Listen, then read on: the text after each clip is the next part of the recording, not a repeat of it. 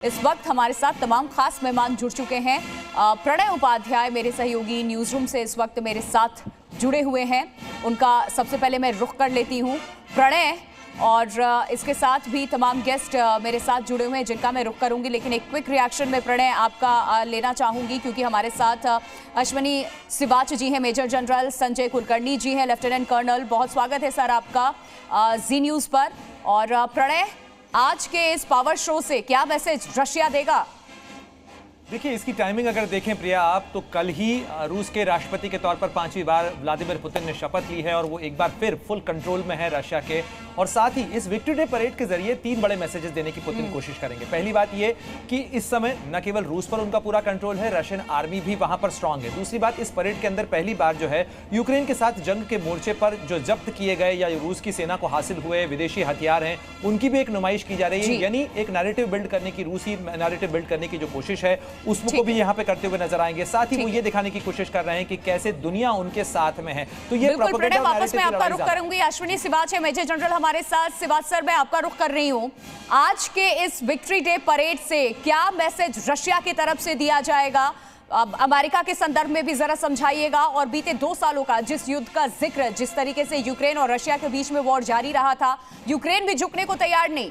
Russia जैसे powerful country के सामने भी एक छोटे से देश ने मुकाबला 2 साल तक ये युद्ध खिंचा था। तो आज कुछ बड़ा ऐलान भी संभव हो सकता है। हाँ बिल्कुल, देखो सच्चाई यह है कि इस युद्ध को 2 साल हो गए हैं, मगर अभी कहीं ना कहीं पलड़ा थोड़ा तो भारी नजर आ रहा है रूस का। और रूस ने जिस प्रकार से 18% के करीब यूक्रेन का इलाका जीत लिया है, 2014 में क्रीमिया को ले लिया था, अब उसने जो ईस्टर्न यूक्रेन है, डोनबस का, जापोरिजिया, खारासन को जीत लिया और अब धीरे धीरे वो ईस्ट की तरफ बढ़ता जा रहा है। तो इसको मद्देनजर रखते हुए मैं यही कहूँगा कि ऐसा लगता है कि आज रूस बहुत ही कॉन्फिडेंट फील कर रहा है और पुतिन कहीं ना कहीं मैसेज भेजना चाह रहे हैं यूरोप को कि आप बार बार यूक्रेन को मदद करें। जो $61 बिलियन दिया है, रूस और भी मजबूत होता जा रहा है। अगर उसको जरूरत पड़ी तो पूरे यूरोप के साथ और नाटो के साथ वो लड़ने को तैयार है और वो एक प्रकार से बहुत स्ट्रॉन्ग मैसेज यूएस को भी भेज रहा है। और मुझे लगता है ये मैसेज जो है। चलिए सर, वापस मैं आपका रुख करूंगी। संजय कुलकर्णी जी, आपसे भी रिएक्शन लूंगी। लगातार राष्ट्रपति पुतिन जो हैं वो 5वीं बार राष्ट्रपति चुने गए हैं। उन्होंने हाल में 7 मई को शपथ भी लिया और आज विक्ट्री डे परेड। इसका क्या मतलब है और क्या मैसेज देने की कोशिश रशिया आज करेगा, देखना होगा। किन किन देशों के लिए अलार्मिंग भी ये सिचुएशन हो सकती है और ये आज यहां से मैसेज दिया सकता है। एक छोटी सी जानकारी मैं दे दूं कि विक्ट्री डे परेड जिसकी हम बात कर रहे हैं क्या, देखिए रूस का प्रमुख मिलिट्री हॉलीडे, इसके अलावा वर्ष 1965 से 9 मई को परेड की ये परंपरा शुरू हुई जो आज भी जारी है। और सेकेंड वर्ल्ड वॉर में रूस की जीत का ये जश्न है, ये परेड जिसकी तस्वीरें हम आपको दिखा रहे हैं, जो आज रशिया में मनाया जा रहा है। 9 मई 1945 को दूसरे विश्व युद्ध समाप्ति के बाद इसका ऐलान हुआ। 24 जून 1945 में पहली विक्ट्री डे परेड यहां पर की गई थी और जर्मनी की सेना पर रूस को यह बड़ी जीत मिली थी। जर्मनी के सरेंडर डॉक्यूमेंट पर हस्ताक्षर हुआ था और जीत का जश्न मनाने के लिए विक्ट्री परेड हर साल आज के दिन रूस में आयोजित किया जाता है। तो ये विक्ट्री डे परेड के बारे में हमने आपको जानकारी दी है कि रशिया इस दिन को आखिर क्यों मनाता है, क्या है ये। और इस वक्त जो संजय कुलकर्णी जी मेरे साथ मेरे गेस्ट जुड़े हुए हैं, उनका मैं रुख कर लेती हूँ। आज इस विक्ट्री डे परेड को किस तरीके से देखते हैं? 2 साल के युद्ध के बाद लगातार 5वीं बार राष्ट्रपति चुने जाने के बाद एक बार फिर पुतिन इस परेड का हिस्सा है। रशिया की जो मिलिट्री पावर है वो विश्व को दिखा रहे हैं। अमेरिका को भी मैसेज दिया जा सकता है रशिया की तरफ से।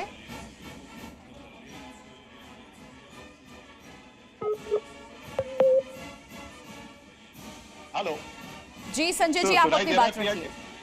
अच्छा, ये जो विक्ट्री परेड है, अगर आप देखें 45 में जीत के बाद जिस प्रकार से इन्होंने विक्ट्री परेड करी, लेकिन जब अपने पुतिन राष्ट्रपति बने उसके बाद लगातार 2005 से ये इस तरह का प्रदर्शन हो रहा है दिखाने के लिए, और क्योंकि पुतिन जो है वो चाहते थे और हमेशा कि रशिया जो है वो एक बहुत बड़ा पावर है और इसको आप निगलेक्ट नहीं कर सकते। और उस चीज को मद्देनजर रखते हुए ये जो पावर शो कह रहे हैं आप बार बार, वो दिखाने की कोशिश की जा रही है। और इस बार भी रेड स्क्वायर के ऊपर 1945 ही नहीं 2022 तक दिखाया गया है कि यूक्रेन, यहाँ ये जो एज़ोव बटालियन है, डीनाजिफिकेशन की जो बात करता है रशिया, वही डीनाजिफिकेशन 1945 में भी हुआ नाजिस के बरखिलाफ। जबकि आपको आश्चर्य होगा कि 1939 में जर्मनी और रूस एक साथ थे, लेकिन और पोलैंड के बीच का जो उनके बीच का समझौता था ईस्टर्न यूरोप में, वो उन्होंने रूस ने लिया और कुछ बाद जर्मनी ने लिया। उसके बाद जिस प्रकार से पलटा खाया 1941 में और हिटलर ने रूस के ऊपर हमला किया, उसके बाद जिस प्रकार से यूएसए आया और ये जो हम सब जानते हैं कि 1945 को जो विक्ट्री डे का ये जो संबंध है और रूस जो उसको मनाता है, प्रदर्शन करता है, इस साल इतना बड़ा नहीं है जितना हमने पहले कुछ देखा। 2010 के विक्ट्री डे में तो फ्रेंच ट्रुप्स ने भाग लिया, यूके ट्रुप्स ने भाग लिया, अमेरिकन ने भाग लिया, पर इस बार उनके अपने ही 10,000 एक ट्रुप्स है, तकरीबन 130 के आसपास इनका मिलिट्री इक्विपमेंट है, तकरीबन 77 एक एयरक्राफ्ट है जो कि प्रदर्शन कर रहे हैं हेलीकॉप्टर्स के साथ। ये दिखाने की कोशिश कर रहा है रूस कि हम अभी भी उतने ही पावरफुल हैं, उतने ही हमारे में दम है, जितना अगर आप कितना भी कर ले। अमेरिका ने जरूर यूक्रेन को बहुत मदद की है, बिलियंस ऑफ डॉलर्स की मदद की है, लेकिन वो 10% की मदद, क्योंकि इनका खुद का डिफेंस बजट ही $900 बिलियन है और $90 बिलियन भी अगर टोटल देते भी हैं उनको तो कोई खास फर्क नहीं पड़ा है। और उसके कारण रूस को बैकफुट पे जाना पड़ा। अब रूस दिखाना चाहता है पूरे विश्व को कि अब वो विक्ट्री जो है 1945 के बाद एक डीनाजिफिकेशन जो तब किया, अब भी उसी के लिए है। और यूक्रेन कितना भी कोशिश कर ले, जीत नहीं सकता। जीत पुतिन की होगी, जीत रूस की होगी, और जीत रूस और यूरोप में जिस प्रकार से रूस का एक दबदबा है, वो दबदबा कायम करने की कोशिश कर रहे हैं पुतिन, और उसका पूरा प्रदर्शन हम लोगों को देखने को मिल रहा है। ठीक है अश्विनी, शिवास जी मैं आपका रुख कर रही हूँ। जिस तरीके से पिछले 2 साल में हमने रूस का रवैया भी देखा है और आज वो एक बार फिर से प्रदर्शन कर रहा है यहाँ पर, हर देश अपने सैन्य शक्ति को सामने रखता है, दिखाता है कि वो कितना सक्षम है, उसकी मिलिट्री कितनी ज्यादा आक्रामक है, फोर्सेस कितने हैं।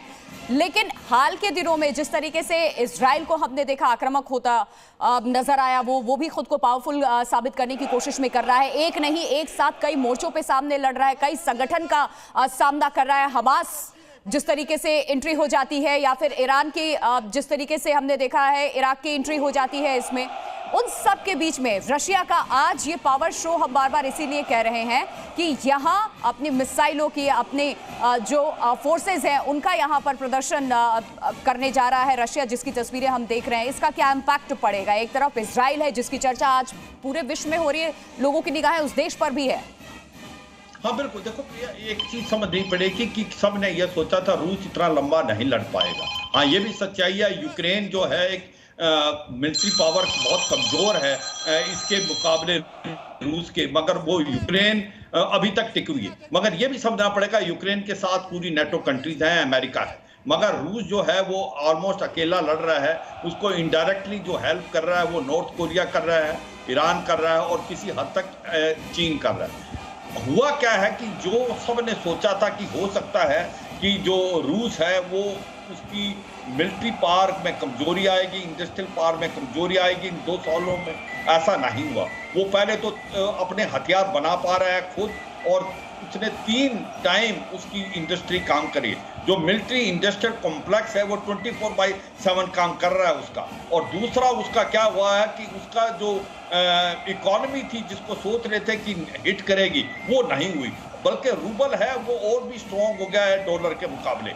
तो अगर आप ये पूरी चीज को मद्देनजर रखें तो रूस की पावर बढ़ी है इस लड़ाई के बाद, और यही एक कॉज ऑफ कंसर्न है अमेरिका को और नेटो कंट्रीज को कि जिस प्रकार से सबने सोचा था कि रूस की इकोनॉमी पावर बहुत कमजोर हो जाएगी, वो चीन के पलड़े में तो चला गया है, मगर आज देखा था अमेरिका ने भी किस तरीके से, देखिए खुलकर विरोध नहीं, लेकिन कई जगहों पर अमेरिका का भी विरोध, रशिया के लिए भी कड़ा रुख हमें देखने को मिला था। संजय कुलकर्णी जी, एक आखिरी कमेंट मैं आपसे चाहूंगी, क्या आज इस परेड के बाद पुतिन की तरफ से कुछ बड़ा ऐलान किया जा सकता है आज के इस समीकरण को देखते हुए, जैसे हालात बने हुए हैं युद्ध के?